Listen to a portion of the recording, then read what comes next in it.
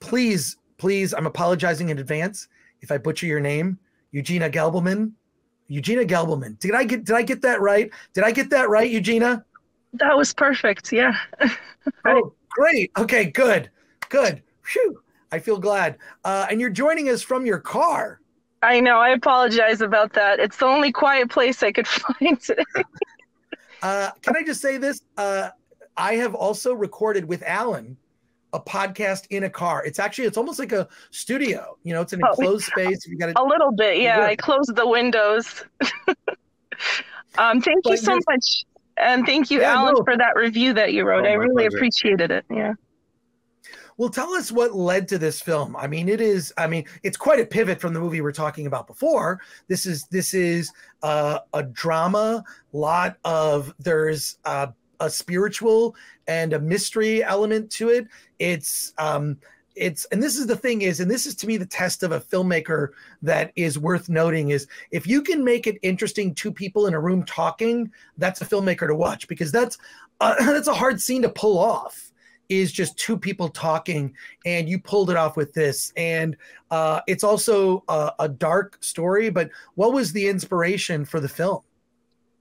Well, I was living by myself in Montreal, Quebec, and I'd recently graduated from my MFA program. And I mean, it was basically my entire life's dream to make a film. And I was in a place where I felt like unless I did it on my own, no one would ever give me permission to do it. So I just started writing a script where I wanted two people in one location because I knew that would be filmable. Like I would have, even with like no money, that's still filmable. I started writing this script based on just like movies that I love. I like psychological thrillers, and one of my favorites is Misery. And so this movie is a little bit like that film, but with more of a supernatural element. So that's how it happened. Cool. What in terms of the movie has a very distinct visual style, and a lot of it is very jarring. Can you tell us and I also feel that tone is something that's really important in a movie. Yeah. Can you tell us how you thought about that vision in your head? And also, I love something you just said. I want to let people know you have a lot of questions in the chat, so we'll get to the chat questions and comments. But yeah. I want to say that you said something I always tell filmmakers: you don't need permission to make a movie. If your script gets rejected, so what? If they reject you and don't hire you, hire yourself. You hired yourself. You gave yourself permission. You made this movie. No one was like, oh, you can't do it. What I don't like is people who say, well, it was rejected, I didn't get hired. You just decided to make a movie and you did it. So kudos to you for that. But tell me about what went into putting together the really dark and ethereal tone underneath the surface of the film. So I got lucky. I knew this very good cinematographer, Sean Colton. He was working on different shows, like Discovery shows and different.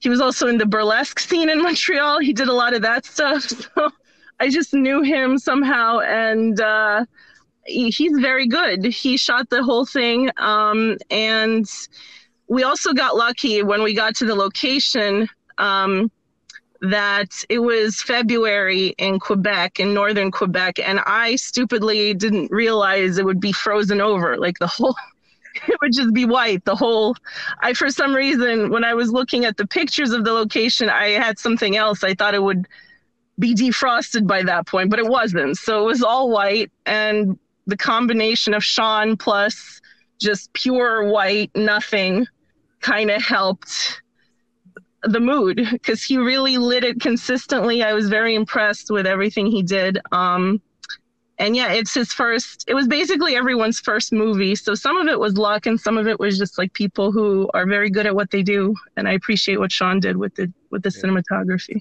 I mean, I think the snow was one of the best parts of the movie. I mean, because it made, you have the actress in the red dress, and it just the contrast is there is perfect.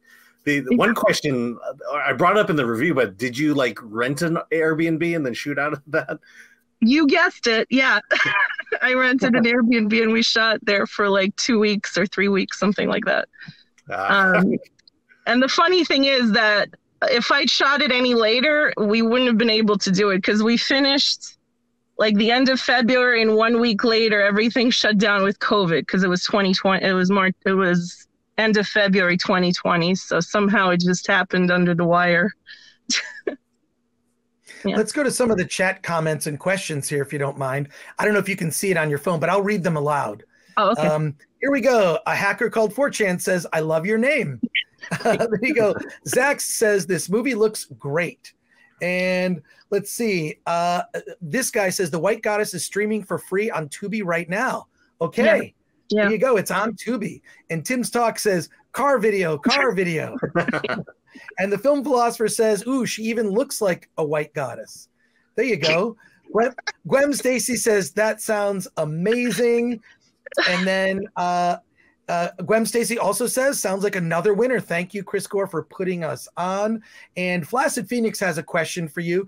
Any changes that you made on the fly that you think ended up making the movie better? Oh, that's interesting. Well, there were some scenes that we were going to do. I don't know. I think there was one scene we were going to do inside, and then we just decided to do it outside. And anything we did outside helped because it added production value. It just looked amazing whenever we shot out there because there was no one really out there. It was just ice fishermen, and I don't know. So yeah. I love that because we see a lot of small indie movies, and the default setting is we're going to go outside and we're going to shoot the woods. There's only so many interesting ways to make the woods look, like unless it fits with your story exactly. But that stark contrast, and I think it actually fits the title of the film. Because White Goddess is actually a classic film from the 30s. So although, and technically speaking, maybe you have a story about that I wanted to ask you, but like technically you can't own a name. For example, you could make a movie called Star Wars. Technically, you could. Really? Yes. You can own a trademark. You can own a trademark, and you can own a logo. And that's why Disney names everything Disney's Cinderella. Because anyone can make a Cinderella movie, but Disney's Cinderella is a different name, right? So there you go. That's good to know. That's good to know. I don't know. Is your next movie is going to be called Star Wars? But yes. Did the title White Goddess, did that create any issues? Because when you Google the movie, you have to do The White Goddess 2022 to find it. I actually didn't. I think I was trying to Google if there was another movie, and I guess I didn't do very good Googling because I didn't realize until it came out that it already was there. I need to watch that movie. It's the title. I actually took it from a book by the same title by Robert Graves. He was a poet back. He's dead, but he was back in the 20th century. He was a pretty influential guy, and he had this theory about Greek mythology and this central female goddess. So that's where I took it from. And I figured, I don't know, I just figured this movie wouldn't trigger. I know now that you can just use names. There's no copyright. I just thought no one would really care if I used the name from the book. And I couldn't think of a different name, to be honest. Like, I'm not great with, it just fit and I kept it. So yeah. Cool. And other questions here. Zax says it's in Canada, so of course it's great. And then Masters of the Nerddom ask, what was one of the most difficult aspects of shooting? Well, it was the fact that there was actually only 6 people, including me. That was it. There was 2 actors and 4 crew. And yeah, that was very difficult because everyone was doing every job, when you have that small amount of people for very little, money, that's tough. And I'm impressed, with us that we managed to still finish it. And I'm proud of it. I know I'm the writer director, but I think it's not a bad film. Yeah. Were you sweating the budget at all? And what would you have done for another $20,000, maybe Oh $25,000? man, yeah. I would have used more than one location and more than two. I would have extended the amount of time we were shooting and maybe gotten a few more crew members to help out. Invested in just stuff you can put on camera, so like production value, maybe nicer costumes. Yeah, just more time. That would have been great. Yeah, and then can you talk a little about the theme of your film? It's kind of a mystery. You have a writer in the middle of the woods, and she takes in a stranger who's injured. What are the themes you're trying to go for in the film? I think the main one is isolation. The woman who we start with is very much like cut off from the world, and she's done that on purpose, and she doesn't have the expectation that there's going to be this person who comes into her life, and then it's kind of her adapting to this new person who's kind of isolation is a theme, and insanity. Yeah, we definitely get there. Yes. Yeah, the isolation sometimes breeds insanity, but and then connection in a weird way, because even though it's their connection is very violent and toxic and weird, it's still they make some kind of meaningful connection with each other. Yeah. More questions here. Solomon Thornton asks, who are the filmmakers that inspired you? Oh, man. Yeah. Well, I love Roman Polanski. I know that's not something you're supposed to, but I think he's like the best person at making thrillers. Like that's his he's a master at that. So I really admire him. And Kubrick, I love a lot. And also I like those trashy, like a little trashier guys like Verhoeven and De Palma and I don't know, like Adrian Lynn. Just a bunch of and William Friedkin. I just like the guys who make those thrillers, Well, yeah. I'm with you. I love Polanski. What was the movie that he made where it's just a woman in her apartment? I'm spacing on the name. Yeah, it's Repulsion. Repulsion is one of my all-time favorites. It's in black and white. It's a woman who's in her apartment and she kind of goes mad, and it's a brilliant film. And you know what? Roman Polanski is a person. I think we can separate the person from the artist. So feel free to continue to sing the praises of his movies, but maybe, but that's great. Yeah, I love that movie. And The Tenant too. That's also... Yes, it's kind of almost a follow-up to it. The Tenet is just, crazy. So Dempsey asks, if you could cast any actor in a role in your movie, who would have been your dream person to cast? Wow. Well, I love so many different actors and actresses, but I don't know. I love Christian Bale. I've always liked him. I think when someone asks me who's the best actor, I just immediately go to Christian Bale. I don't know exactly why. I think I just loved American Psycho growing up, and I still love it. So him, and I don't know. Yeah, I like that he's focused on his craft. He can just pretty much do anything, I think. I don't think there's any limit to what that guy is capable of doing. And the film philosopher says, we're impressed with you too. So there you go. Let's see, did we get to this question from Jack D. Ripper? What was the hardest artistic choice you made in the making of the film at any stage in production? Well, I had to cut a few scenes that I really liked because they were happening outside, and it was actually extremely cold the whole time. Like we had to wait until it got a few degrees warmer, because otherwise we would have frozen to try to shoot some of those scenes. So I had to cut a few scenes, which upset me because I really thought they were weird and kind of interesting, and I hadn't seen them before in anything, but unfortunately we had to deal with the elements. And I was lucky enough to get like the main scene I love of the film with her outside on the it's a fjord. It was a frozen over fjord, and she's barefoot in a red dress on this fjord. And it was the warmest day we were shooting. And I maybe shouldn't say this, but they got in, and in like an hour, the ice hadn't melted the entire 2 weeks. And then the one day we shot it, where it was a little warmer, they shot it, came in, and then the ice started melting. So I'm lucky that they got in before. That would have been awful. I don't know why I'm laughing. Sorry.